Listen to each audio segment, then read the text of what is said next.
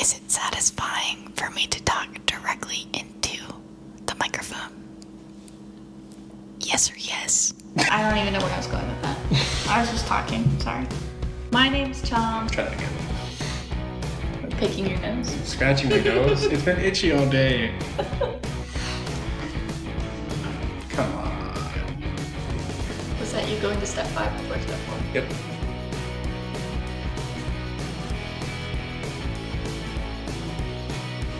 Hey guys, it's FERRY Friday.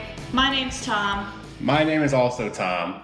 And today we're talking about follow-up. Strategies, 7 strategies, in fact, to put into place for your follow-up routine to get you to your goals. That's right, guys, because at the end of the day, we're realtors, and we're here to sell homes. And we can't do that without buyers. We have clients, and the only way to get clients is to have leads. Leads turn to clients, clients turn to buyers. So when you're getting these leads, you got to make sure that you're following up with those leads properly. Yes or yes? Yes. Yes. If you are getting leads and you're not calling them, what are you doing? You've got to call those leads. You've been putting all the work, getting the lead generation going. And now you have someone in front of you saying, hey, I need help. I want to buy a house. And what are you doing? You're sitting around, sitting on your ass. You're not committed. You're barely even interested. You've got to be committed. And these 7 steps will ensure that you are following through with your follow-up and turning those customers into clients. Tom, what is step number 1? Step number 1, you got to make time.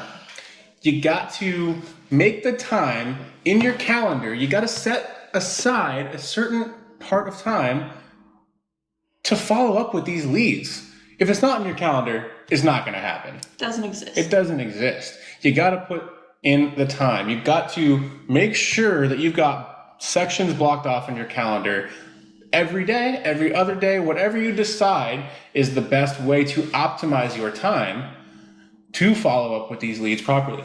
You got to get out there and make those calls. And when you are making those calls, step number 2, you want to ask these leads, what's the best way for me to contact you? I know personally, maybe I don't want a phone call. Maybe I would prefer to speak over email or to have someone text me. I know everybody out there sometimes like, why is this person calling me? Yeah. A lot of people, I mean, honestly, it's the age where people don't love talking on the phone. Everyone's texting, everyone's sending emails or DMs, whatever. So ask them. Mm-hmm. Once you get a hold of that lead, say, hey, I typically like to make phone calls. It's easier for me to get things across. We can have a more free-form conversation. And they'll say, I don't like that. Just text me. Unless someone's dying, just text me. Unless you got a limb cut off, just text me. I don't want to hear it. Mm-hmm. So you got to cater to that. They're your client, and you want to work with them there. And you know what? Speaking of being in a digital age, if you're not able to get a hold of them and you've been calling, texting, emailing, and you still haven't reached that lead, you know what step number 3 is? You got to meet them on their turf. And that may be social media. Maybe they're really active on their social media. You go and you find them there and you say, oh, awesome, let me interact. Let me DM them there. You want to meet them on their turf. Yeah, if you see that they're posting all the time, you know that they're going to be there on their social media. Mm-hmm. You know they're seeing it. Mm-hmm. Shoot, Instagram will actually let you know when someone has seen your message. Step number 4. You want to perfect your opening statement. Now, you're making those calls and you're getting through to some people and you want to make sure that you're using that practice to your advantage. Mm-hmm. You're going to perfect that opening statement. We have scripts. We've got scripts out of there to learn, to practice, to get you comfortable with what you need to say. Yeah. But that's just the beginning. You have to make it your own. You want people to know who you are and what you're about. Got to make it sound like the first time, every time. Absolutely. You don't want it to sound like this is the 30th call you've made today. Absolutely not. Mm-mm. Because when you're talking to these people, you know what you want to do? Make a great first impression. And the scripts are the starting point. And you won't know how good that script is if you don't put it into practice. And you got to practice constantly. We practice once a week. Now that you have spoken to a client, you've had that first impression, you've had the opportunity to talk with them more, you know what you should be doing? Providing value. You should never reach out to talk to somebody just to say like, hey, just checking in. No, stop checking in. Hey, just touching base. Stop touching base. You got to come to them with actual knowledge. You got to have a relevant article. You got to have some sort of service to highlight. You got to do a CMA on their house and say, hey, I just wanted to let you know, I don't know if you're aware, your house has gone up 15% in the last year. Do you want to buy or sell?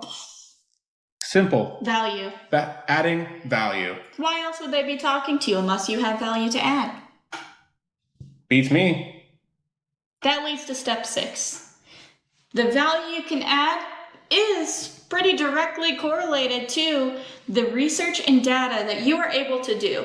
You need to be able to translate market data in a way that clients can understand. Not everybody knows exactly what all these, real estate terms are. No. You got to be able to break it down and explain it properly so that the client feels that you're providing that value and that you know what you're talking about. Value is always subjective. And if you can't make that value understandable to them, well, then it isn't valuable. Now, there is a final and important step to realize. Mm-hmm. You've been putting in your calls. You've been trying to contact them on their own turf. You've figured out the best way to contact them, and you've been trying to make that contact. You've perfected your opening statement. You've been practicing it. You've been being unique with it. You provided value as best as you could, and things still aren't taking off. And you know what you gotta do? You gotta know when to step away. We're looking for, put this in your notes. Highest and best use of my time. You've gotta ask yourself that every day. When creating that schedule, when creating that time, you're making the effort. You're making the conscious decision to use your time to the highest and best ability. You want to have the perseverance to know that, hey, I want to keep reaching out. I want to keep contacting them. I want to make something happen for them if they're ready for something to happen for them, right? You want to be sure that you are using your time wisely and matching their urgency. And you know what? If you've reached out to them and you've had 15 touches, whether that be a call, an email, a text, an Instagram DM, if you've done it 15 times, that might, and you've heard absolutely nothing back, that's probably a good time to step away. Yeah. And that doesn't mean to completely give up on them. Nah. If you know that things are getting to them, put them on an email campaign. Super easy. Let it do it automatically. That way you're not wasting that time that you're setting aside to better serve your clients that are willing to buy right now. These were 7 follow-up techniques that you can easily do in your everyday life to better grow your business. And to better serve your clients. Because at the end of the day, our clients are our business, and our clients are how we make money. Thank y'all for tuning in for this week's Fairy Friday. We'll see you next week. Hit the like button. And subscribe. Drop us a comment. Let us know what you think. Tom, looking at you. Tom. Looking in the mirror. Bye. Bye. Who are you talking to? Your mom.